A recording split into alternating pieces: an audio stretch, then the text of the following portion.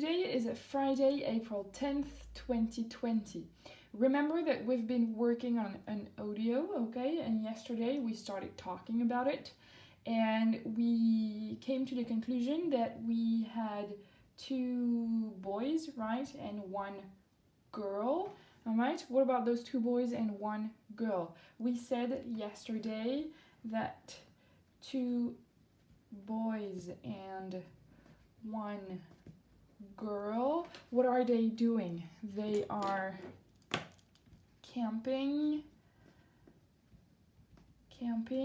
where we talked about the nature. Two boys and one girl are camping in nature, all right? And we came to the conclusion that maybe it was a forest, okay? Maybe in a forest.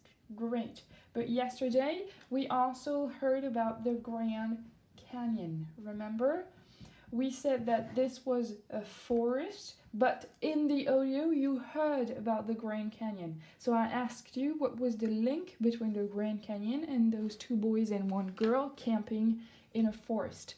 Hier, on était arrivé à la conclusion que nous avions apparemment un groupe d'amis, en tout cas deux garçons et une fille, qui campaient en pleine nature, très certainement dans une forêt, mais dans l'audio, plusieurs fois, il a été quand même mention du Grand Canyon. Donc, quel est le lien? Je vous avais demandé de réfléchir pour aujourd'hui au lien qui existait entre cette histoire de Grand Canyon et ces deux garçons et une fille qui campent en pleine nature, possiblement dans une forêt. So what about this Grand Canyon? Let's listen to the audio again and find out. Now, kids, tomorrow will be a big day for you.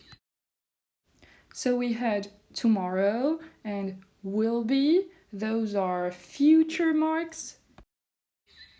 And I know you'll love the Grand Canyon. Here there's something about you love the Grand Canyon. Let's listen again. And I know you'll love the Grand Canyon. So if we try and write what the grandma was saying. The grandma, she said, you, and then there was a special sound, okay? You love the Grand Canyon. You love the Grand Canyon. Great. So what about this apostrophe double L? This is the contraction, okay, for the auxiliary will. Cet apostrophe 2L qu'on a eu beaucoup de mal à entendre dans l'audio parce qu'il est très mâché, ça s'entend mal, d'accord? You love. Surtout que le love, après, il commence avec un L, donc on avait l'impression que c'était directement you love. Mais non, en mettant le ralenti, on a bien entendu you'll love the Grand Canyon. Cette contraction, apostrophe 2L, c'est la contraction de l'auxiliaire will avec le pronom personnel. Mais il est bien là, l'auxiliaire. Il est caché, il est contracté, mais il est là. Donc si on a ce will juste avant love, et comme on sait que will est la marque du futur, eh bien on se rend compte que cette phrase, elle est au futur. Vous allez aimer le Grand Canyon. C'est pas vous aimez le Grand Canyon, c'est vous allez aimer le Grand Canyon. Donc apparemment dans le futur. So we had many clues. Okay, clues, des indices. We had many clues that the thing about the Grand Canyon is going to be in the future. Okay? On a eu plusieurs indices dans cet audio qui nous indiquaient que cette histoire de Grand Canyon, ce serait dans le futur. On a eu l'indice tomorrow, on a eu l'indice in 2 days, on a eu l'indice de la grand-mère qui disait you'll love the Grand Canyon, vous allez aimer le Grand Canyon. So, apparently, what about those two boys and one girl and the Grand Canyon? Well, they will in the future. They will go to the Grand Canyon when tomorrow. They will go to the Grand Canyon tomorrow. Now, if we try and imagine what activities will they do in the Grand Canyon? Can you imagine the activities? Well, we can imagine that they will... Which activity can you do in the Grand Canyon? Let's take this one. They will hike in the Grand Canyon? Okay. In the Grand Canyon, can you do this one? Not really. This one, certainly not. Oh, we have this one. So they will hike in the Grand Canyon. And, well, maybe they will, parce qu'on parle au futur, they will climb. Alright, they will hike in the Grand Canyon and maybe they will climb. Remember pronunciation I. Hike, climb. Don't forget the B. Alright, climb. Great. Let's check in the audio for those informations. Vérifions quand même dans l'audio qu'on ne s'est pas trompé sur les activités qu'ils vont faire dans le Grand Canyon. Let's sit down and speak about tomorrow. I think it won't be easy hiking down to the Colorado River. So in the audio, we didn't hear about climbing. On n'a pas entendu quelque chose en rapport avec le fait de grimper, but we heard something about hiking, okay? And the boy, he said hiking, but he didn't just say hiking, all right? Let's listen again to what's next. It won't be easy hiking down to the Colorado River.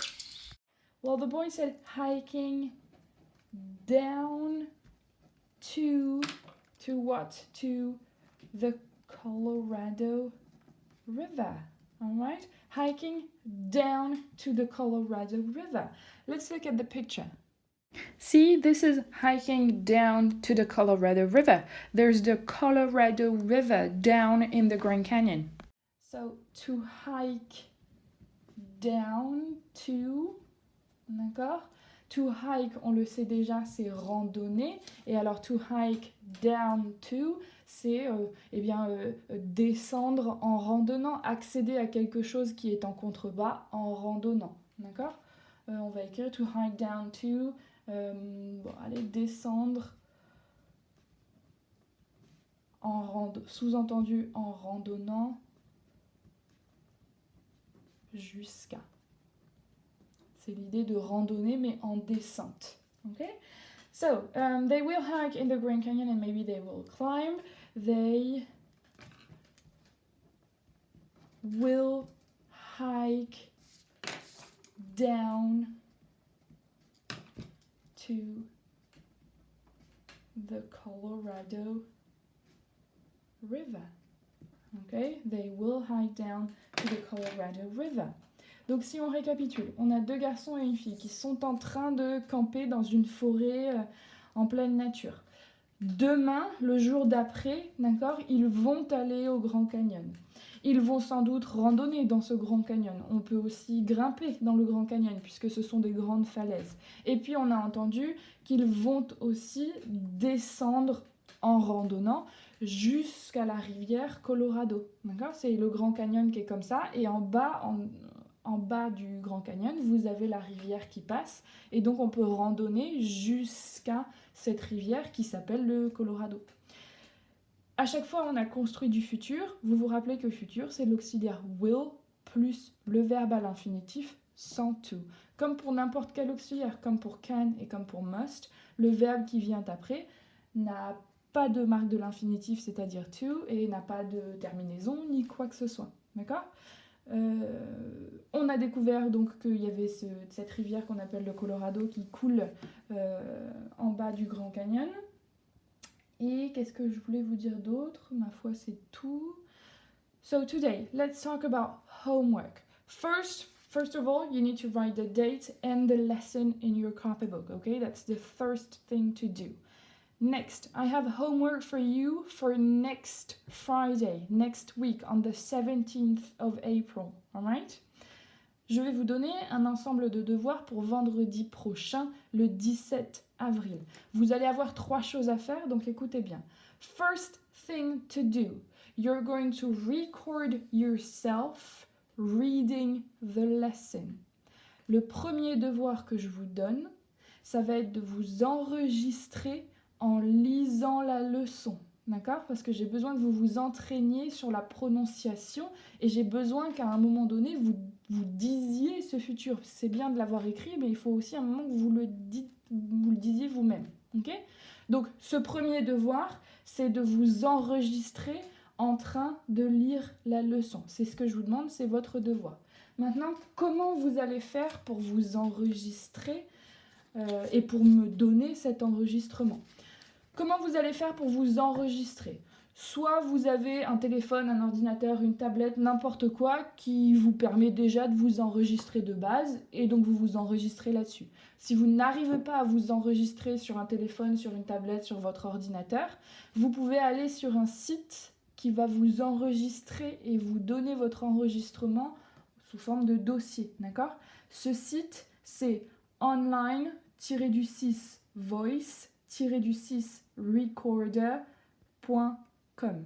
Je vais remettre cette adresse dans votre cahier de texte. Donc, si vous souhaitez vous enregistrer et que vous n'arrivez pas à vous enregistrer avec votre propre appareil, allez dans le cahier texte. Dans le cahier texte, vous n'avez plus qu'à cliquer sur le lien, le tout premier en haut là, pour aller sur le site d'enregistrement. Dans le cahier texte, cliquez sur le lien et vous allez pouvoir enregistrer votre leçon. Dans votre leçon, vous faites bien attention à tout dire, à bien insister sur le will, à bien prononcer le I, etc. D'accord ? Ça, c'était votre manière de vous enregistrer. Maintenant, vous n'allez pas m'envoyer cet enregistrement parce que ce sera trop lourd dans un mail, vous n'allez pas y arriver. Donc, plutôt que de me l'envoyer, vous allez déposer votre enregistrement sur une plateforme en ligne qui s'appelle un Padlet. Je ne sais pas si vous l'avez déjà utilisé. C'est hyper simple d'utilisation. Vous allez aller dans le cahier de texte, vous allez cliquer sur le lien du Padlet que je vous ai donné et vous allez suivre cette marche à suivre là que je vais vous donner dans un instant. Dans le cahier de texte, cette fois-ci, vous allez cliquer sur le deuxième lien. C'est le lien qui va vous amener vers la plateforme, vers le Padlet. Vous cliquez dessus. Vous allez arriver sur cette page et vous allez cliquer sur le petit plus en bas à droite en rose. Cette petite fenêtre va s'ouvrir et vous allez cliquer sur la flèche là que j'ai entourée. On va vous demander de pick a file, d'accord? Donc là, vous allez cliquer sur ce petit bouton rose et vous allez pouvoir aller rechercher votre enregistrement là où vous l'avez enregistré sur votre appareil. Votre enregistrement va donc se mettre sur le Padlet. Moi, je vais pouvoir le voir et le lire. N'oubliez pas, s'il vous plaît, de marquer votre nom au-dessus, sinon je ne sais pas qui c'est. Marquez votre nom. Quand j'aurai écouté votre enregistrement, je vais pouvoir mettre des petites étoiles pour juger la qualité de votre enregistrement, la prononciation, etc. Donc pensez à y retourner régulièrement pour voir les étoiles que je vous ai mises. Donc je récapitule. Pour vendredi 17 avril, vous vous enregistrez en train de lire cette leçon-là, soit sur votre appareil, soit sur le site que je vous ai donné, et vous déposez votre enregistrement sur le Padlet. Ça, c'était le premier devoir. Record the lesson. Second homework, also for the 17th of April. You have some exercises to do. Deuxième devoir, aussi pour le 17 avril, des exercices à faire, tout simplement. 3 exercices. Premier exercice, mettre les mots dans le bon ordre. Deuxième exercice, mettre les phrases au futur. Vous avez le verbe de la phrase à chaque fois qui est à l'infinitif, à vous de le transformer au futur. Troisième exercice, vous avez des phrases en français, vous devez les dire en anglais. Je vous rappelle que dans ces exercices qui sont principalement axés sur le futur, je vous rappelle que du futur, c'est l'auxiliaire will plus le verbe à l'infinitif sans le to. Par exemple, dans cet exercice-là, comment vous allez faire pour mettre ce verbe-là au futur ? Vous prenez votre verbe, vous lui enlevez son to et vous mettez l'auxiliaire will juste avant. D'accord ? Pareil pour ici, le verbe il est où ? Demain nous allons marcher dans la forêt. Le verbe c'est marcher et il est au futur. Nous allons marcher. D'accord ? Nous allons marcher, nous marcherons dans la forêt. Comment vous allez le faire pour mettre en anglais ? Le verbe marcher en anglais c'est to walk. Vous lui enlevez son to, vous n'avez plus que walk et vous mettez will juste avant. Ok ? Bien, ces exercices sont à faire pour le 17 avril, en même temps que la leçon à enregistrer. Cette fois-ci, soit vous faites les exercices sur une page Word et vous me l'envoyez par mail, soit vous les faites directement dans votre cahier, vous prenez une photo et vous me l'envoyez par mail. Je vous rappelle que mon adresse mail c'est vrigno1@collège-du6montaigne.fr. Je remets cette adresse-là dans le cahier de texte. Donc ça, c'est vraiment les 2 devoirs les plus importants. Exercises. Donc je récapitule.